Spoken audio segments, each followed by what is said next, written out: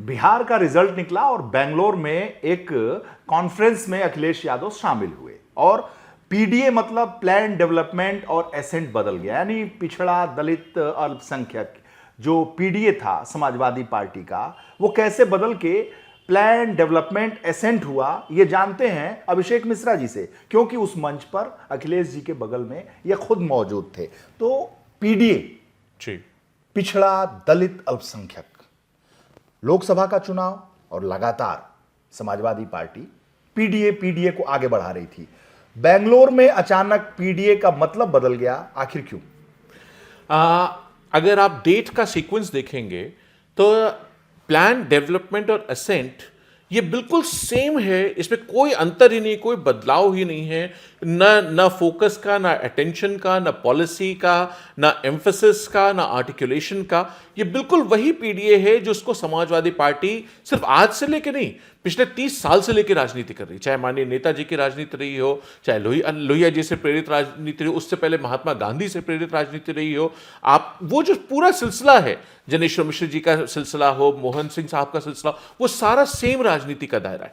और 9 तारीख को बिहार के रिजल्ट आने से काफी पहले इसकी घोषणा की गई थी, राष्ट्रीय अध्यक्ष जी ने प्रेस कॉन्फ्रेंस की थी। उसमें यह कहा गया था कि पीडीए का मतलब कोई भी आदमी एक संकीर्ण दायरे में ना निकाले। राष्ट्रीय अध्यक्ष जी बहुत मंचों से कह चुके हैं, पीडीए का मतलब सच पूछिए तो वो हर प्राणी है जो पीड़ित है, वो हर प्राणी है जो दुखी है, वो हर प्राणी है जो अपमानित है।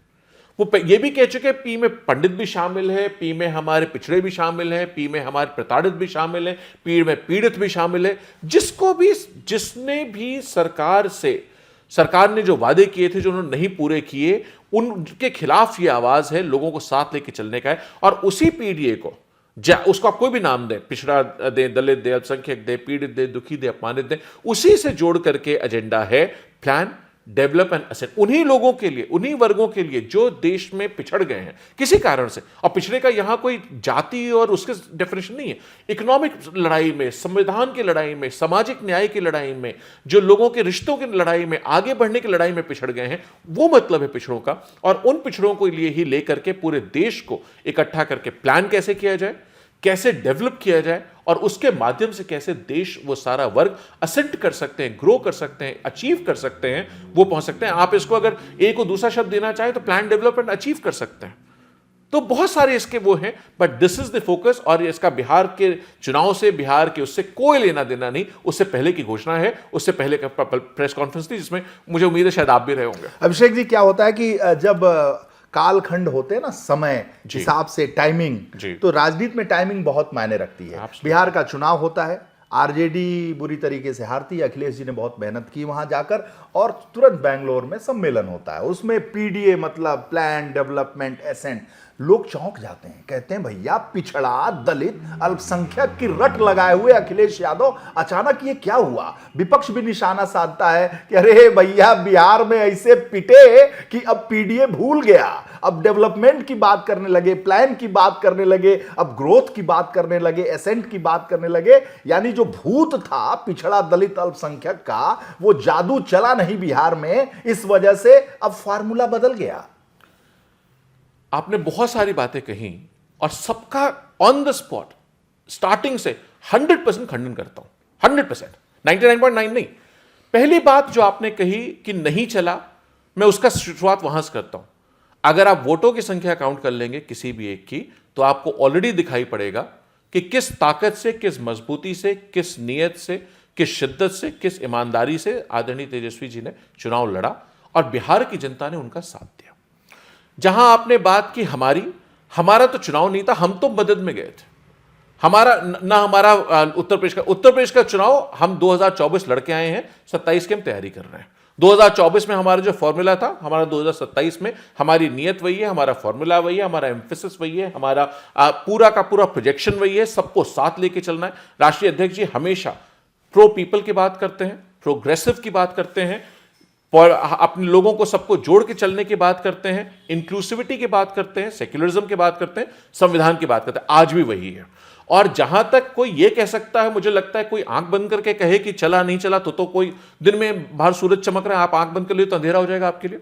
लेकिन जो सच्चाई है, जो जमीन पे वोट परसेंटेज मिला, 37% वोट आज भी बिहार में महागठबंधन को मिला है। नतीजे क्या आए, क्यों आए, कैसे आए, मैं एक एक सीट की आपके साथ गणना कर सकता हूं। मैं आपको डेटा दे सकता हूं कितनी सीटें 1000 से हारे, 200 से हारे, 50 से हारे, 60 से हारे, 80 से हारे। कोई दूसरा कहेगा तो उसकी उल्टी बात भी कही जा सकती है। लेकिन मैं आपको इतना कह सकता हूं कि समाजवादी पार्टी एक ऐसी पार्टी है जो अपनी नीयत पे, अपनी नीतियों पे, अपनी पॉलिसीज पे, अपने मैनिफेस्टो पे, अपने एजेंडा पे, अपनी लीडरशिप पे हमेशा कायम रही है, थी और रहेगी। 2024 में हमने नतीजा दिया है, 2027 में जनता का प्यार आशीर्वाद जीत करके उससे बेहतर नतीजा देने जा रहा है। यानी पीडीए वही है। मैंने आपको कहा तो, मैंने शुरुआती से इसकी पीडीए 100% वही है। जब जहां पीड़ित की बात है, जहां दुखी की बात है, जहां अपमानित की बात है, आप उसको कोई भी वर्ग नाम दे, आप पिछड़ा दे दीजिए, आप पंडित दे दीजिए, आप ब्राह्मण दे दीजिए, किसमें नहीं है आज की तारीख में? आप मुझे बताओ, यानी जो किसके खिलाफ अत्याचार नहीं है? जो वंचित है, बिल्कुल ठीक कह रहा हूं, जो वंचित है, जिस पे अत्याचार हो रहा है, जिसका अपमान हो रहा है, जिसकी पहुंच नहीं है, जिसकी आवाज नहीं सुनी जा रही, भारतीय जनता पार्टी जिसकी सरकारें जिसको दबाने और कुचलने का काम कर रहे हैं, चाहे वो दलित नाम दे दिए, चाहे किसी केस में ब्राह्मण होगा, किसी केस में ठाकुर होगा, किसी केस में पिछड़ा होगा, किसी केस में बनिया होगा, किसी मतलब जातियों से मैं उसको नहीं जोड़ना चाहता, लेकिन क्योंकि आपने जातियों की बात उठाई इसलिए जातियों के भाव में उसका जवाब दे रहा हूं। लेकिन हमारी थ्योरी, हमारा प्रोसेस वही है और ये पीडीए भी एग्जैक्टली वही है। आइडिया है प्लान, डेवलपमेंट एंड असेंट, और उन सब के लिए ये अभिषेक जी जनता को समझना जरूरी था ना। जी जी बिल्कुल था। अरे क्या बात कर रहे हैं, पीडीए की बात हो रही थी अलग, और यहां जब जनता ने देखा कि बेंगलोर में तो पीडीए कुछ अलग है, पीछे लिख रहा है प्लान, डेवलपमेंट, एसेंट, लोगों ने कहा अरे क्या हो गया, भूत उतर गया क्या? लेकिन जनता ने सिर्फ पढ़ा नहीं होगा, सुना भी होगा। उसी मंच पे स्वयं राष्ट्रीय अध्यक्ष जी ने बैठ करके लगातार पीडीए की वही थ्योरी, वही फिलॉसफी, वही प्रिंसिपल्स, वही इश्यूज दोहराए हैं, मजबूती से उठाए हैं और कहा है कि हम उसी पे चलेंगे। हाँ, उस वर्ग के लिए जो हमारा विजन है, क्योंकि बैंगलोर का जो क्राउड था वो, और ये अगेन मैं कह रहा, इसका बिहार के चुनाव से कोई लेना नहीं, उससे पहले का तय किया वो डेट था, उससे पहले हम पोस्टर जारी कर चुके थे। आप अगर देखे होंगे, आप हो सकता है उस प्रेस कॉन्फ्रेंस में आप भी रहे हो, जिसमें हमने विजन इंडिया का डॉक्यूमेंट जारी किया था, जिसमें पीडीए का प्लान डेवलपमेंट असेंट जारी किया था, और उसमें सब लोगों ने कहा कि नहीं सर, ये बहुत अच्छा मुद्दा है, बहुत अच्छी सोच है, लोग देश को आगे बढ़ाने की है, और जिन वर्गों की हम लड़ाई लड़ रहे हैं उन वर्गों के लिए किस तरीके से प्लानिंग की जरूरत है, उन वर्गों को किस तरह डेवलप करने की जरूरत है, उस वर्ग को किस तरह असेंडेंसी से समझ गया मैं। जो कंफ्यूजन था उसे जरूर दूर करना चाहिए था कि समाजवादी पार्टी ने अपना स्टांस तो नहीं बदल दिया, स्टांस नहीं बदला, स्टांस वही है, समझ में। अभिषेक जी एक सवाल आपसे अगर ना पूछूं, आप आईएएम के प्रोफेसर, एक टॉप ब्यूरोक्रेट्स के बेटे, और अखिलेश जी के साथ फिर आप राजनीति में आए, 2012 का चुनाव लड़े, मंत्री बने, अखिलेश जी के साथ रहे, क्लोज रहे, अखिलेश यादव की सरकार में आप रहे, अखिलेश जी को क्या देखते हैं आप? मुझे लगता है आज की तारीख में देश में अगर कोई एक नेता जो आर्टिकुलेशन ऑफ ऑल्टरनेट विजन की बात कर रहा है, देश के लिए विजन की बात कर रहा है, जो ग्रोथ ओरिएंटेड है, जो पॉजिटिव है, जो लोगों को लोगों के नाम से जोड़ना जानता है, नौजवानों के कंधों पे हाथ रखना जानता है, बड़ों का बुजुर्गों को इज्जत देना जानता है, लोग सबको प्यार और इज्जत और सम्मान देना जानता है, और जिसके दिल में हर धड़कन में उत्तर प्रदेश और हिंदुस्तान धड़कता है, मैं कह सकता हूं उस शख्सियत का नाम अखिलेश यादव है। और ये मेरा सौभाग्य है कि मुझे ऐसे नेता के साथ काम करने का मौका मिलता है। अभिषेक जी, अखिलेश जी से क्या प्रभावित होकर आप राजनीति में आए? आप मुलायम सिंह जी से प्रभावित होकर आए कि अखिलेश जी से प्रभावित होकर आए? मेरा ईमानदारी की बात यह है कि नेताजी से बहुत दूर का कनेक्ट था। मेरा व्यक्तिगत कोई कनेक्ट ना मानिए नेताजी के साथ ना कभी रहा, ना कभी हम लोगों को मौका मिला उनके साथ रहने का, मिलने का, काम करने का। बहुत कभी किसी कार्यक्रम में मिल गए, होली दिवाली ज़रूर प्रणाम करने चले गए, बट उसके अलावा कभी नहीं रहा। मेरा तो लोग बहुत सारे कहते हैं कि तुम्हें वो सौभाग्य नहीं मिला, नेताजी के साथ सीखते तो और वो होता, एक लंबा इतिहास आप समझते। लेकिन मेरा जितना एक्सपोजर है, मेरा जितना अंडरस्टैंडिंग है, मेरा जितना फैसिनेशन है, मेरा जितना एड्यूलेशन है, वो मानिए अखिलेश यादव जी से शुरुआत हुआ राजनीति की तरफ। उन्हीं को देख करके उनका साफ नियत, उनकी बात, सही बात को सही बात कहने का जज्बा, और उनका जो एक एनकरेजमेंट वाला एटीट्यूड रहता है हर चीज के लिए। आप कोई अच्छी बात कहिए, आपको भी बहुत, आपने बहुत देखा है उनको, आपका बहुत क्लोज इंटरेक्शन उनसे रहा है। आप कोई अच्छी बात कहिए, कोई पॉजिटिव बात कहिए, कोई ग्रोथ ओरिएंटेड बात करिए, कोई डेवलपमेंट से जुड़ी बात करिए, इकोनॉमिक प्रोस्पेरिटी की बात करिए, प्रदेश में कुछ करने की बात करिए, immediately he is willing to listen, he is keen on that, he'll pick it up from there और तुरंत उसको करना चाहता है। ये उनका जो जज्बा था, कुछ सुनना, उसमें अच्छाई चुनना, उसको गुनना और फिर उसका अच्छा बुनना, ये मुझे लगता है उनकी सबसे बड़ी अच्छाई थी। अभिषेक जी, आपने कहा कि अखिलेश जी से मैं प्रभावित था, तो आप तो आईएम में पढ़ाते थे, तो कैसे जुड़े और कैसे आपको हुआ कि टिकट मिलेगा, चुनाव लड़ूंगा और पार्टी ज्वाइन करूंगा? मैं आईआईएम अहमदाबाद में प्रोफेसर था जी। लीडरशिप, स्ट्रैटेजी, इनोवेशन मेरा कोर सब्जेक्ट है, जिस पे मेरी रिसर्च है, जिस पे मैंने काम किया है, कंसल्टिंग की है, ट्रेनिंग की है, पढ़ाने का रोज का ही काम था हम लोगों का।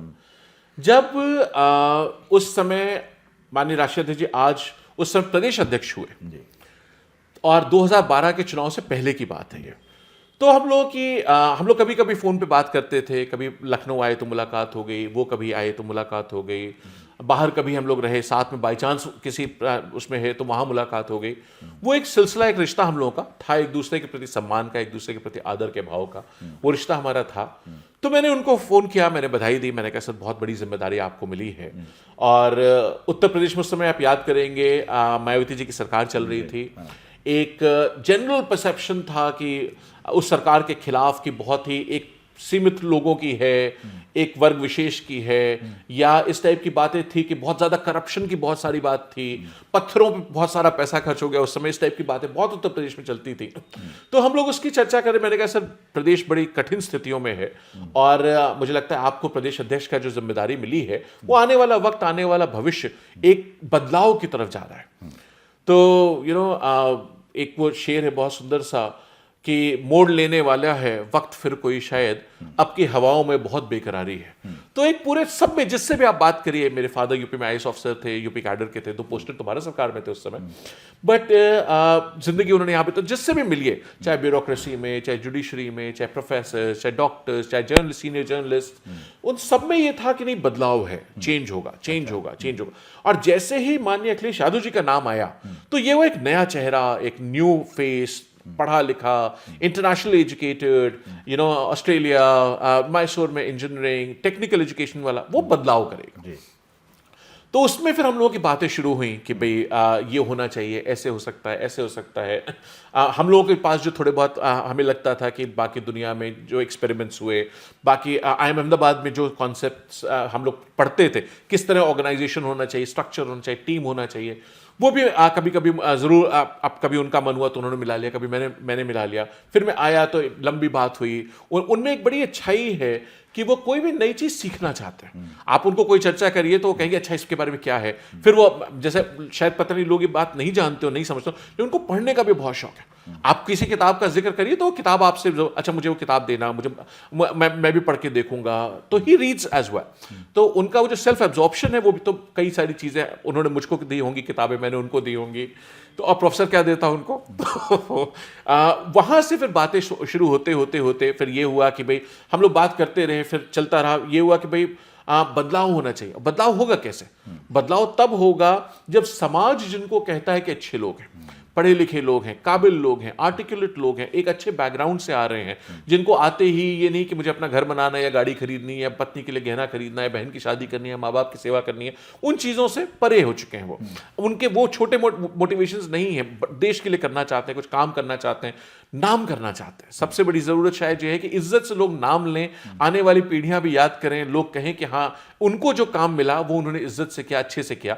तो मेरा वो मोटिवेशन मेरे दिल में ज़रूर कहीं ना कहीं था, इसीलिए मैं शिक्षा की लाइन में गया, मैंने पढ़ाया, मैं एजुकेशन भी कैम्ब्रिज यूनिवर्सिटी, हार्वर्ड, MIT, तो इन सब का एक हम लोगों का वो कॉन्सेप्ट था। तो नाम, इज्जत और उसके लिए वो था। और जब बात आई राजनीतिक प्लेटफॉर्म की, तो ऐसी बात करते करते प्रदेश अध्यक्ष थे उस समय राष्ट्रीय अध्यक्ष जी, उन्होंने कहा कि तुम लोगों को कभी अच्छे पढ़े लिखे लोगों को भी राजनीति के बारे में विचार करना चाहिए।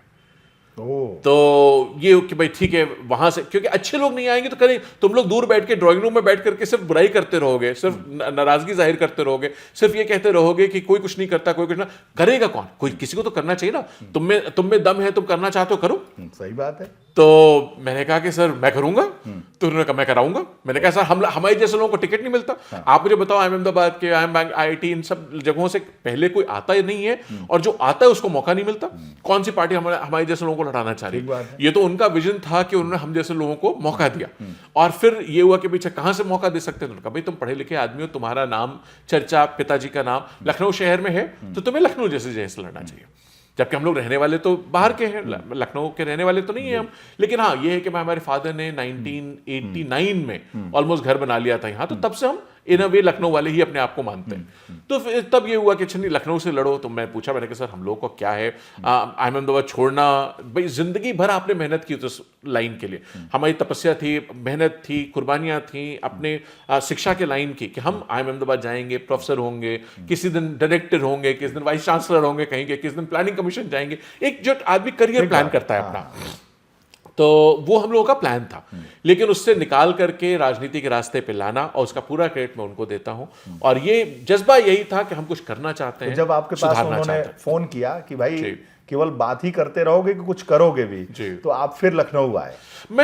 हम लोग लखनऊ थे जब ये बात हुई हमारी, तो चर्चा हो रही थी, मैंने बहुत सारी चीजों पे बात होती आमने सामने की बात है। तो उन्होंने कहा तुम लोग यार सिर्फ बेकार में बात करते रहते हो, तुम लोग बदलाव की बात करते हो, करेगा कौन? करना चाहिए ना किसी को। ठीक बात है। तो मैंने कहा सर हम लोग जैसे लोग कौन वो सपोर्ट करता है, हमें कौन लड़ाएगा, हमें कौन टिकट देता है? हम लोग बोले मैं दूंगा, तुम करो। तो उनमें वो विजन है, उनमें वो नजरिया है कि मैं बदलाव करना चाहता हूं। तो आपने फिर इस्तीफा दिया वहां जाके? फिर मैंने इस्तीफा दिया। फिर आपके फादर ने रोका नहीं कि क्या कर रहे हो यार, कहाँ तुम जा रहे हो यार? भाई आपके फादर टॉप ब्यूरोक्रेट्स और नेताओं को बहुत देख चुके, झेल चुके, कहाँ जा रहे हो मेरा बेटा जो है? ऐसा हुआ क्या? मुझे फादर ने एक बात कही, मैं इतना कह सकता हूं, हम लोग शुरू से my first love was books, जो कि मेरे पिताजी का दिया हुआ था। मुझे लगता है मैं पहली बार 5th या 6th में रहूंगा जब मैंने डिस्कवरी ऑफ इंडिया पूरी पढ़ ली थी। 5th या 6th में ही रहा होऊंगा जब मैंने कैनेडीज पे पूरी उनकी द डार्क कैमलॉट के नाम से एक किताब आई थी उस समय, वो पढ़ ली थी। मेरे फादर ने हमेशा मुझको बायोग्राफीज एंड ऑटोबायोग्राफीज का एक लव पैदा किया उन्होंने। तो हम लोग बड़े हुए, आज भी मेरे आप अगर लाइब्रेरी देखेंगे तो बायोग्राफीज, ऑटोबायोग्राफीज, पोइट्री, हिस्ट्री का मुझे बहुत शौक है। लार्जली इन्हीं चीजों पे मैं पढ़ता हूं। बिजनेस लीडरशिप और स्ट्रैटेजी, वो तो मेरा कोर सब्जेक्ट रहा है, तो वो मेरा फैसिनेशन अलग है। तो मेरे फादर ने उस मौके पे बहुत सपोर्ट किया उन्होंने, लेकिन उन्होंने एक बात कही, उनका देखो जिस लाइन में तुम जाना चाह रहे हो, जब मैंने उनसे चर्चा की, जिस लाइन की तुम बात कर रहे हो वो बहुत अहम लाइन है, बहुत महत्वपूर्ण लाइन है, लेकिन बहुत ज्यादा कुर्बानियां मांगती है। वो एक ऐसी लाइन है जिसमें भाई जैसे हम लोग हैं, आपने जीमैट का इम्तहान दिया तो 800 में से 800 स्कोर आ गया तो आपको पता है भाई आई एम सेट। आपने सैट का एग्जाम दिया 1600 में से 1580 स्कोर आ गया तो आपको पता है आई एम सेट। टोफल आपने दिया 8.5 8 बैंड आ गया, 8.5 बैंड आ गया, तो यू नो कि I am set, right? 90% marks के आपने जो इम्तहान दिया, आपका रास्ता उससे डिटर्मिन हो जाता है। इस लाइन में ये जरूरी नहीं है कि आप बहुत अच्छे हो, आपकी बहुत काबिलियत है, कुर्बानियां बहुत देनी पड़ेंगी, कुर्बानियां देनी पड़ेगी। दूसरा ये कि कोई भरोसा नहीं कि आप कभी भी सक्सेसफुल होगे कि नहीं होगे। क्यों? सबसे पहली चीज यह है कि आप जैसे लोगों को टिकट मिले, टिकट मिलने के बाद आप जीतें, जीतने के बाद सरकार बने, सरकार में आपको काम करने का मौका मिले, फिर आपका इतना वो हो आपका कनेक्ट हो इतना जनता से भी कि आप समझ सकें उनकी जरूरतें, और ऊपर भी कि आप उनके काम करा सकें, तब जाकर के आपको एक टेन्योर मिलता है और आप सक्सेसफुल उस या अनसक्सेसफुल जो भी होता है। जब आपने कहा कि अखिलेश जी ने कहा है मुझे भरोसा दिया कि मैं टिकट भी दूंगा, हाँ। तो जब समाजवादी पार्टी का नाम उन्होंने सुना, अखिलेश जी का नाम सुना, तो कुछ तो कहे होंगे ना? वो ये जानते थे कि मेरा व्यक्तिगत रिश्ता उनसे है, तो वो बहुत सालों से उनको पता था। उनके साथ भी मेरी बहुत सारी मुलाकातें थी, आशीर्वाद दिया उन्होंने। हाँ, उन्होंने बिल्कुल पूरी तरीके से उन्होंने सपोर्ट किया, उन्होंने आशीर्वाद दिया। उनका बेटा जा रहे हो, बस इस रास्ते की कुर्बानियों का ध्यान रखना, क्योंकि there is no free lunch in life. आप जो करना चाहते हो उसकी कीमत आपको चुकानी पड़ेगी। ईमानदारी के साथ, पूरे जज्बे के साथ काम करिए, और ईश्वर हो सकता है आपको कोई बहुत बड़ा काम करने का मौका दे दे, ईश्वर आपको बड़ा नाम करने का मौका, और हो सकता है कुछ ना हो। आपको मौका मिला, आप विधायक हो गए जी, और मंत्री भी हो गए जी, और अखिलेश जी ने अपने साथ रखा आपको। अखिलेश जी के मुख्यमंत्रित्व काल में आप रहे, उसके बाद आप अन्य सरकारें भी देख रहे हैं, हाँ। पहले भी देखते रहे, तो अखिलेश जी के साथ जब आप मुख्यमंत्री के तौर पर, उनके मंत्री के तौर पर थे, तो आपने क्या देखा? मैंने उत्तर प्रदेश को बेहतर बनाने का एक ऐसा जज्बा देखा। आईएएस अफसर के घर हम लोग पैदा हुए, हमारी फैमिली में ब्यूरोक्रेसी है, वाइफ की साइड पे ब्यूरोक्रेसी है। मैं लेकिन बहुत कम उत्तर प्रदेश की बात नहीं कर रहा, पूरे हिंदुस्तान के चीफ मिनिस्टर्स में अगर आप असेस करेंगे, बहुत कम चीफ मिनिस्टर्स ऐसे हैं जिनमें इस लेवल का development orientation, commitment, tolerance and simplicity हो। ह्यूमिलिटी जो है, मैंने बहुत सारे जिंदगी में पिताजी के नजरों के माध्यम से और बाकी लोगों के नजरों के माध्यम से मुख्यमंत्री देखे हैं, लेकिन जो सिंप्लिसिटी, जो ह्यूमिलिटी और जो नाइसनेस है, मुख्यमंत्री तो बहुत लोग हो सकते हैं, कोई भी हो सकता है। पार्टी आजकल तो पर्ची निकाल करके लोग मुख्यमंत्री होने लगे हैं, तो ऑलमोस्ट कोई भी हो जाता है मुख्यमंत्री। लेकिन जो लोग, जो उनमें सिंप्लिसिटी है, जो ह्यूमिलिटी है, जो काइंडनेस है, जो नाइसनेस है, वो मुझे लगता है एग्जाम्पलरी है। Apart from being a good chief minister, he is a great human being. वो मुझे लगता है बड़ी बात है। ऐसी कोई मानवीय बातें, मानवीय क्षण, मानवीय पहलू जो आपके साथ घटित हुए हैं? कई सारे, मैं एक आपको बताता हूं जिसमें मेरे क्षेत्र का व्यक्तिगत लाभ हुआ, फायदा भी उठाया मैंने उसका, उनके वो जो नाइसनेस और काइंडनेस है एंड प्रो डेवलपमेंट विजन है उसका। मैं और मुख्यमंत्री जी साथ में गाड़ी में KGMU में एक प्रोग्राम में जा रहे थे। इफ आई रिमेंबर करेक्टली, वो जेरियाट्रिक्स डिपार्टमेंट का प्रोग्राम था और प्रोफेसर SC तिवारी शायद का इनविटेशन था, एंड भट्ट साहब हमारे वो नहीं, रविकांत साहब VC थे KGMU के। हम लोग जा रहे थे, तो जो कन्वेंशन चौराहा सेंटर वाला चौराहा है वहां पहुंचे। वहां मैंने बॉस से कहा, मैंने कहा सर इस चौराहे का हम लोग कुछ करना चाहिए, वरना यहाँ पे इतना जाम लगता है, इतना जाम लगता है कि किसी न किसी दिन भगवान ने करे कोई एम्बुलेंस फंस गई और कोई हार्ट वार्ट का पेशेंट हुआ तो बहुत दिक्कत हो जाएगी और किसी एक परिवार का बहुत बड़ा नुकसान हो जाएगा, जो कि हम लोग प्लान करके आज ठीक कर सकते हैं। बोले कर दो, क्या करना चाहते हो, कि तुम्हें क्या लगता है क्या हो सकता है? मैंने सर, बगल में हमारे पास हाथी पार्क है, उसके पीछे बुद्धा पार्क है, अगर हम उसे थोड़ा थोड़ा काटें, थोड़ा थोड़ा, तो हम एक नई लेन सड़क की वहां बना सकते हैं। बोले बना लो। मैंने बोले तुम्हारा क्षेत्र? मैंने कहा सर मेरी विधानसभा है, लगा हुआ है इसके वो डालीगंज का पुल उससे जस्ट बगल में लगा हुआ है, आगे जाकर के आपका पुराना पुल पक्का हमारा बना हुआ था, पक्का पुल जिसे हम लोग कहते हैं। तो बोले ठीक है तुम बना लो, एक बार टेक्निकल फीजिबिलिटी करा लो। मैंने कहा ठीक है सर। मैंने कहा सर तो इसमें LDA को आपको कहना पड़ेगा, भाई विभाग आपके पास है, आप माननीय मुख्यमंत्री मेरे कहे तो माने ना माने LDA। तो मैंने सर इसमें LDA को आपको कहना पड़ेगा।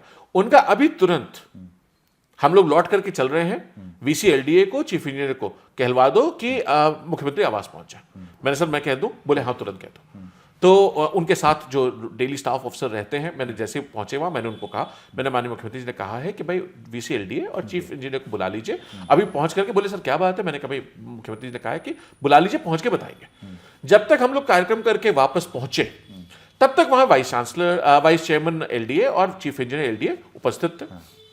उन्होंने कहा भाई देखिए अभिषेक कुछ कह रहे हैं, क्या आइडिया इनका, इस पे देखिए, काम करिए और हो सकता है तो उसको करा दीजिए।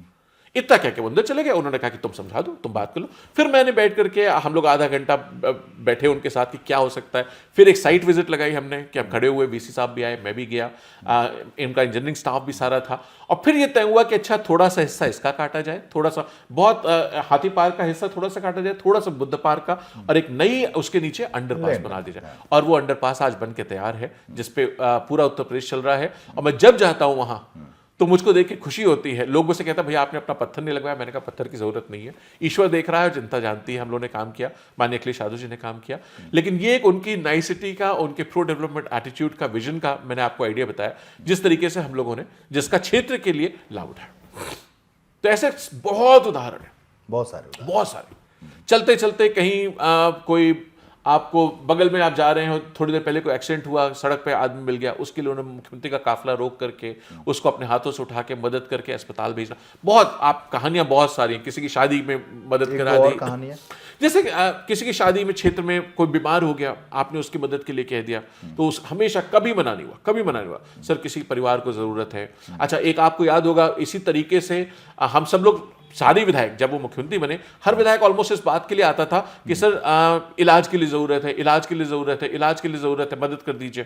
तो अब कितों की अलग से मदद हो, तो उन्होंने एक सिस्टम बना दिया कि भाई हर विधायक अपने क्षेत्र के आदमी के लिए 25 लाख रुपए तक की किसी भी सरकारी अस्पताल में फंडिंग के लिए लिख सकता है। आपने कहा ना कि बहुत काइंडनेस है, हाँ। तो कुछ आपके साथ है, आप लोग अभिषेक जी कई बार विदेश दौरे पे गए होंगे साथ में, कई बार अखिलेश जी साथ बेंगलोर गए, कई जगहों पे आपने घूमा, विदेशों में भी आपने यात्राएं की। कोई ऐसा एग्जाम्पल जो आम लोग नहीं जानते हैं? बहुत एक आपको बहुत छोटी चीज बताता हूं, हाँ। कि जैसे बॉस जब मुख्यमंत्री थे तब की भी बात कह रहा हूं कि आप उनके साथ अगर चल रहे हैं तो प्लेन से उतरते समय भी वो इस बात का ध्यान रखते हैं कि भाई आज सब लोग एक साथ हैं, जितने भी मतलब ऑफिसर्स भी चल रहे हैं, सीनियर भी हैं, रिलेटिवली जूनियर ऑफिसर्स भी हैं, हम लोग भी साथ हैं, कि सब लोग इकट्ठा हो जाएं, एक साथ चलें। ऐसा नहीं कि उनका प्रोटोकॉल अलग है, उनको एम्बेसी से रिसीव करने के लिए लोग आए हैं तो वो अलग जाकर के अपना अलग जाकर के बैठ जाएं और हम लोग आते रहें ना। आप वो उनका इमिग्रेशन अगर सबसे पहले हमारे भी नेता हैं, मुख्यमंत्री थे, तो हम लोग हमेशा ये सबसे पहले आप, लेकिन अगर उन्होंने सबसे पहले इमिग्रेशन कर लिया तो हमेशा वो खड़े होकर के आपका इंतजार करेंगे जब तक टीम में अगर मान लीजिए 7 लोग गए हैं, 12 लोग गए हैं, जब वो 12 लोग वापस नहीं आ जाएंगे करके तब तक खड़े रहेंगे, उनका इंतजार करेंगे, सबको साथ लेकर के चलेंगे और सबको एक साथ इकट्ठा रख करके वो कहीं ना कहीं जो उनकी इंसानियत है ना, वो आदमी को बहुत सॉफ्टली टच करती है और वो हमेशा के लिए आपको उनसे जोड़ देती है। अभिषेक जी, वो विदेश दौरे पे भी बहुत जाते हैं या विदेश से बहुत फॉरेन से प्रभावित भी रहते हैं, पढ़े भी हैं, वहाँ पे वो क्या पसंद करते हैं? जैसे खाने में क्या पसंद करते हैं? आप तो उनके साथ बहुत से खाना उनका बहुत सिंपल है। वो नॉन वेजिटेरियन फूड खाते हैं और मुझे लगता है जैसे हम सबको अंत में खाना एक ऐसी चीज़ ना, आप दुनिया में कहीं चले जाइए, चाहिए वही दाल चावल रोटी सब्जी, तो उनको भी लार्जली उसी का शौक है। एंड दाल चावल रोटी सब्जी अंत में वही खोजेंगे कि हाँ भाई ठीक है, जो खाना है घर का बना हुआ अपना, उससे होम कुक्ड फूड मिल जाए, वहाँ भी अगर कोई है तो वो मिल जाए, तो वो उनका वो शौक है। पराठों का भी शौक है उनको, तो पराठे भी खा ले, कोई अगर अच्छे बने हुए हैं तो शौक से खाते हैं। हाँ। अच्छा, फिल्में भी बहुत पसंद करते हैं। किस एक्टर को पसंद करते हैं? हॉलीवुड, बॉलीवुड? आप तो उनके साथ बहुत उनको म्यूजिक का बहुत शौक है, इंग्लिश म्यूजिक, हिंदी म्यूजिक, दोनों म्यूजिक का उनको शौक है। अच्छा। आपने देखा होगा बिली जोएल का we didn't start the fire के हम लोग कॉपीराइट्स लेकर के उसका म्यूजिक अब्सॉर्ब भी किया था, आप उसको अडेप्ट किया था अपने उसमें, वो भी तो इंग्लिश हिंदी म्यूजिक का उनको शौक है। फिल्मों का बाई चांस शायद एक ऐसा है कि हम लोगों ने कभी फिल्म कोई साथ नहीं देखी, तो मुझे फिल्मों के बारे में बहुत आइडिया नहीं है उनके शौक का, लेकिन म्यूजिक का मुझे आइडिया है। उन्हें हिंदी का भी बहुत शौक है, पुराने गानों का भी, नए गानों का भी, और इंग्लिश का भी इक्वली शौक है उन्हें म्यूजिक का।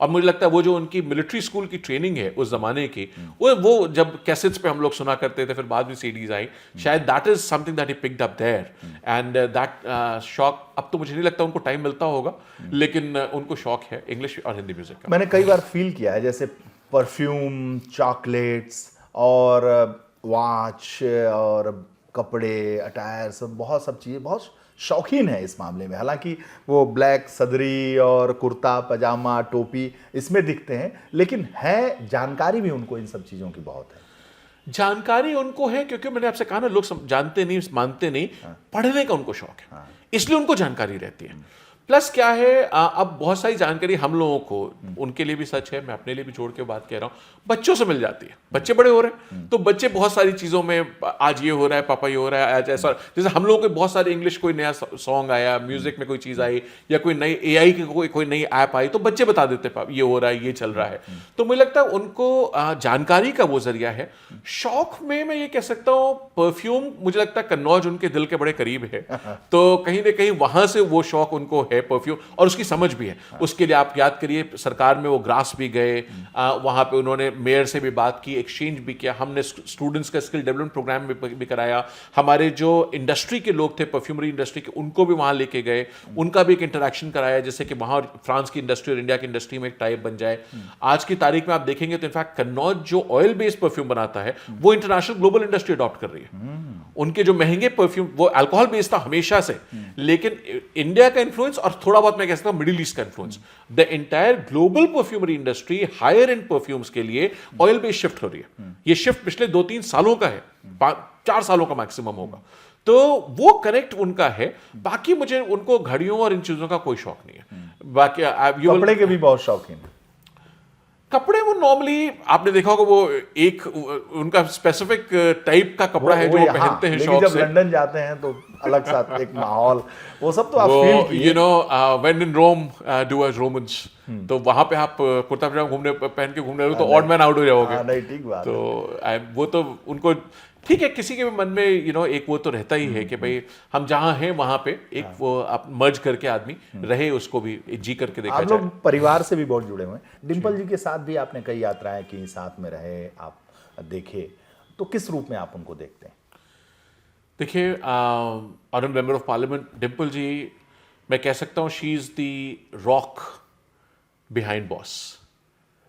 जो वो होता है ना कि आदमी को हर चीज़ में, हर तरीके से, हर कीमत पे, हर समय एक सपोर्ट सिस्टम होता है, और किसी भी, मैं कह सकता हूँ कि ये वो रोल ऑनरेबल एमपी साहिबा का हमेशा रहता है उसमें।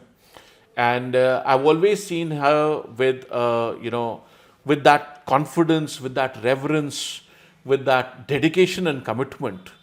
एंड हम लोग तो उनसे बहुत सीखने की कोशिश करते हैं, जिस तरह जो उनका ग्रेसफुल बोलना है, जिस तरीके से वो लोगों को कभी भी आप देखिए पब्लिक इंटरेक्शन में भी कार्यकर्ताओं से एंगेज करती हैं, मिलती हैं, या जिस तरीके से पार्लियामेंट में भी बोलती हैं, फैक्चुअल, पॉइंट वाइज, डेटा पे, अपने very graceful presence, very distinguished, very dignified.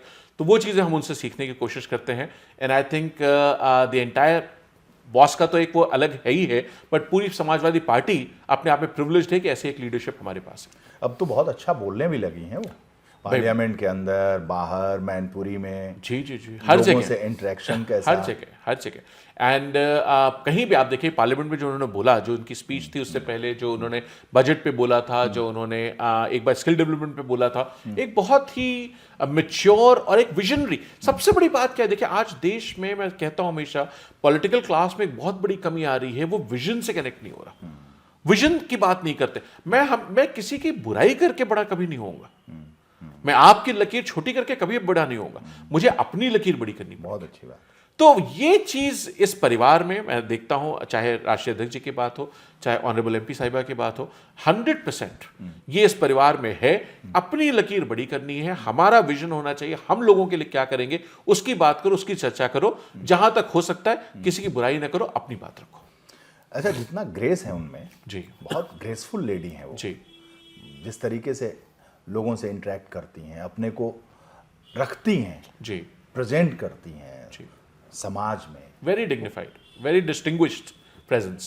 जी, हम लोग पार्लियामेंट में कभी प्रेस गैलरी से देखते थे, जी, तो पूरी पार्लियामेंट भरी रहती थी, तो हाँ, तमाम वहाँ प्राइम मिनिस्टर भी हैं, होम मिनिस्टर भी हाँ, हैं, हाँ, पार्लियामेंट तमाम है। देश की पूरा जो देश है। महिला सांसद हैं, वो सब हैं, लेकिन जो ग्रेस इनमें दिखता था वो बहुत कम लोगों में दिखता है। जी, जी, आपने महसूस किया? बिल्कुल। मैं तो कहा आपसे, ये तो समाजवादी पार्टी का सौभाग्य है कि हमारे लीडर के साथ एक ऐसा रॉक सपोर्ट के रूप में, और हमारे लिए एज अ लीडर, पूरी पार्टी के लिए एक ऐसी डिस्टिंग्विश्ड पर्सोना, डिस्टिंग्विश्ड पर्सनालिटी के रूप में ऑनरेबल एमपी डिम्पल यादव जी रहती हैं। We all look forward and look up to her. बहुत बहुत धन्यवाद। थैंक यू, बहुत धन्यवाद आपका। Thank you, really enjoyed. Thank you, धन्यवाद।